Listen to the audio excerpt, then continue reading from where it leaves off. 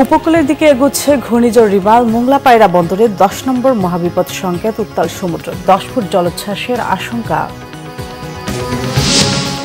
MP আনার হত্যার তদন্তে ভারত গেল গোয়েন্দারা। ইন্টারপোলের মাধ্যমে শাহিনকে দেশে আনার চেষ্টা করা হবে বলেছেন ডিবি প্রধান। দেখছিলেন বিআরবি কেবল সংবাদ শিরোনাম, এবার বিস্তারিত। ঘূর্ণিঝড় রিমাল আরও শক্তিশালী হয়ে প্রবল ঘূর্ণিঝড়ে পরিণত হয়েছে। এটি খুলনা ও বরিশাল উপকূলের দিকে এগিয়ে আসছে। রিমাল আজ সন্ধ্যা নাগাদ আঘাত হানতে পারে উপকূলীয় এলাকায়। ঘূর্ণিঝড়টি বাংলাদেশের উপকূল থেকে 300 কিলোমিটারেরও কম দূরত্বে অবস্থান করছে। এজন্য পায়রা ও মোংলা সমুদ্র বন্দরকে 10 নম্বর মহাবিপদ সংকেত আর চট্টগ্রাম ও কক্সবাজার সমুদ্র বন্দরকে 9 নম্বর মহাবিপদ সংকেত দেখাতে বলা হচ্ছে বলে জানাচ্ছেন আবহাওয়া অফিস। এছাড়া উত্তর পশ্চিম বঙ্গোপসাগর ও তৎসংলগ্ন এলাকায় অবস্থানরত ঘূর্ণিঝড় রিমাল উত্তর দিকে অগ্রসর ও ঘনীভূত হয়ে একই এলাকায় প্রবল ঘূর্ণিঝড়ে পরিণত হয়েছে।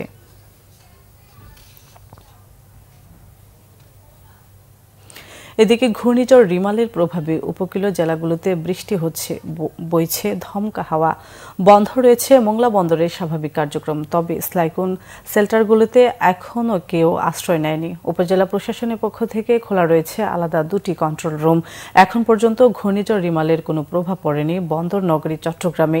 অন্যান্য স্বাভাবিক দিনের মতো আকাশও পরিষ্কার রয়েছে। সকাল থেকে কোনো বৃষ্টিও হয়নি। তারপরও ঘূর্ণিঝড় রিমালের ক্ষয়ক্ষতি এড়াতে ব্যাপক প্রস্তুতি নিয়েছে বন্দর কর্তৃপক্ষ। বন্দরে নিজস্ব অ্যালার্ট 3 জারি করা হয়েছে। খোলা হয়েছে 4টি কন্ট্রোল রুম। সাতক্ষীরায় মৃদু ঝড়ো বাতাস সহ নদ নদী পানি 3 ফুট বৃদ্ধি পেয়েছে। মাঝে মধ্যে হচ্ছে গুড়ি গুড়ি বৃষ্টি। রিমাল মোকাবেলায় 169টি আশ্রয় কেন্দ্র সহ 887টি শিক্ষা প্রতিষ্ঠান প্রস্তুত রাখা হয়েছে। দেখানো হয়েছে 7 নম্বর বিপদ সংকেত। দর্শক, উপকূল এলাকাগুলির সর্বশেষ পরিস্থিতি কিছুক্ষণ আগে জানিয়েছেন আমাদের জেলা প্রতিনিধিরা। কর্তৃপক্ষ জানিয়েছে মোংলা বন্দরে সঠিক জাহাজ অবস্থান করতেছিল, বিদেশি জাহাজ। সেই জাহাজগুলোকে নিরাপদে থাকার জন্য বলা হয়েছে এবং বাণিজ্যিক জাহাজগুলো নিরাপদে রয়েছে বলে সেটি বন্দর কর্তৃপক্ষ আমাদেরকে নিশ্চিত করেছেন। একই সাথে মোংলা বন্দরে যে লাইটার জাহাজগুলো যেগুলো পণ্য পরিবহন করে বিভিন্ন জায়গায় দেশের বিভিন্ন অঞ্চলে, যেগুলো মোংলা বন্দরে এসেছে পণ্য বোঝাই করার জন্য, সেগুলো কিন্তু ইতিমধ্যে বিভিন্ন নদী এবং খালে ছোট ছোট নদীতে গিয়ে অবস্থান নিয়েছে। তারা নিরাপদে আছে বলে বন্দর কর্তৃপক্ষ আমাদেরকে জানিয়েছে। জেলায় কিন্তু 169টি আশ্রয় কেন্দ্র ও 887টি শিক্ষা প্রতিষ্ঠান ইতিমধ্যে প্রস্তুত রাখা হয়েছে। এছাড়া 6000 স্বেচ্ছাসেবক প্রস্তুত রাখা হয়েছে। এছাড়া জরুরি ত্রাণ কার্য ব্যবহারের জন্য 5,25,000 টাকা মজুত রাখা হয়েছে। এখন কিন্তু আমাদের জেলা আবহাওয়া অফিস থেকে জানিয়েছেন যে এখন সাতক্ষীরাতে 7 নম্বর সতর্ক সংকেত চলছে। এই ছিল আমার কাছে সর্বশেষ তথ্য ঘূর্ণিঝড় রিমালের। ঝিনাইদহ 4 আসনের সংসদ সদস্য আনোয়ারুল আজিম হত্যার মাস্টারমাইন্ড আখতারুজ্জামান শাহিন আমেরিকায় পালিয়েছেন বলে ধারণা ডিবির। তাকে আনতে ইন্টারপোলের সহায়তা চাওয়া হবে বলে জানিয়েছেন মহানগর ডিবির অতিরিক্ত কমিশনার হারুনুর রশিদ। সকালে বিমানবন্দরে সাংবাদিকদের একথা জানান তিনি। এমপি আজিমের হত্যা তদন্তের জন্য মহানগর গোয়েন্দা পুলিশ প্রধান হারুনুর রশিদের নেতৃত্বে 3 সদস্য সকালে কলকাতা যাবার আগে সাংবাদিকদের সাথে কথা বলেন ডিবি প্রধান হারুনুর রশিদ। প্রতিনিধি দলে রয়েছেন ওয়ারি বিভাগের ডিসি মোহাম্মদ আব্দুল আহাদ ও এডিসি শাহিদুর রহমান। ডিবি প্রধান জানান, শাহিনকে দেশে ফিরিয়ে আনতে ইন্টারপোলের আবেদন করা হবে। শাহিন এই হত্যার মাস্টারমাইন্ড বলে নিশ্চিত হয়েছে কলকাতা ও ঢাকার গোয়েন্দারা। বাংলাদেশের তদন্ত দল কলকাতায় প্রথমে ঘটনাস্থলে যাবেন। এরপর ভারতে গ্রেফতার জিহাদ হাওলাদারকেও জিজ্ঞাসাবাদ করবে। আর্থিক খাতে দুর্নীতি ও খেলাপি ঋণের ভারে দেশের ব্যাংকিং খাতের দুর্দশার মধ্যে বড় মুনাফায় রয়েছে বিদেশি ব্যাংকগুলো। অর্থনীতিবিদ ও বিশ্লেষকরা বলছেন, আস্থাহীনতা ব্যাংকিং খাত সহ দেশের সার্বিক অর্থনীতির সংকটকে আরও ঘনীভূত করছে, যার নেতিবাচক প্রভাব এখন টানাপতনের মধ্যে শেয়ার বাজার। সরকারের দৈনন্দিন ব্যয় মেটাতে স্বল্প মেয়াদী বৈদেশিক ঋণ নেওয়াকে আরও বিপজ্জনক বলে মনে করছেন বিশ্লেষকরা। গোলাম মইনুল আহসানের রিপোর্ট। অর্থনীতির নানা খাতে দেশের সার্বিক অর্থনীতি কতটা সংকটাপন্ন তা নিশ্চিতভাবে দেখিয়ে দিচ্ছে রিজার্ভ পরিস্থিতি।